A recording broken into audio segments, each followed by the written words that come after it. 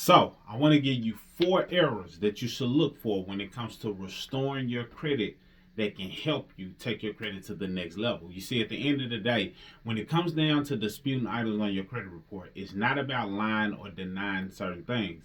It's about using the laws to your advantage. So the things that allow you to get things removed off of your report is noticing what items are inaccurate, outdated, unverifiable, or just erroneous altogether. Those are the things that you can use to your advantage in order to get things deleted. So I want to give you 4 errors that you can look for. There are more, but these are some that you can do without having to worry about having to change your identity and things of that nature, or trying to update all of your mailing information. Those things can work, but it's some other things that they don't tell you about those strategies. But if you use these to your advantage, you can use a letter right now, today, to discover some of these errors that I'm about to share with you that you can use to put your credit in a better position or increase the chances of getting things deleted.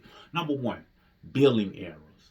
Billing errors is something that you want to look at. Now, you know that it's a high chance of it being a billing error if you see that it's an inaccurate address associated with your credit profile. If the inaccurate address associated with your credit profile is also in conjunction with an item that is negative on your report or a collection, then guess what? It's a good chance that it was a billing error. You see, many people will tell you that you need to get all of your items up that have one address, and then all of those things will be deleted. Well, it's some other steps that go along with it. Yes, it can help you if you have one address, but you also have to go through and look at all of the positive reporting accounts and make sure that they have that same address.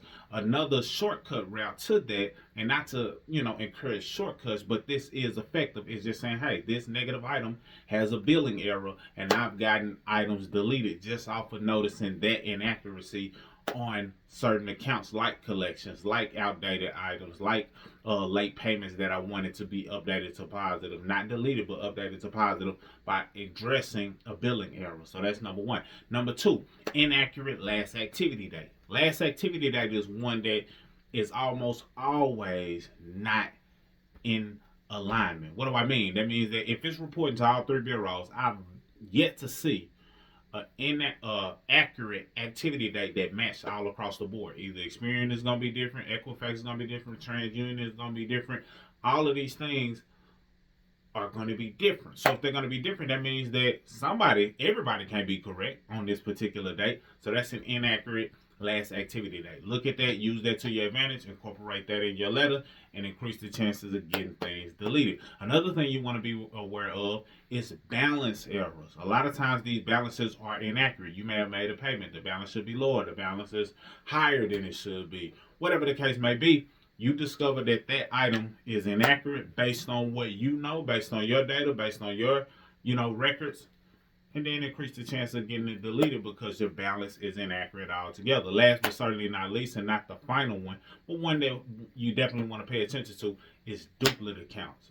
Duplicate accounts. Number 4, duplicate accounts. See, sometimes there are some glitches that take place systematically, or it's some human errors that take place.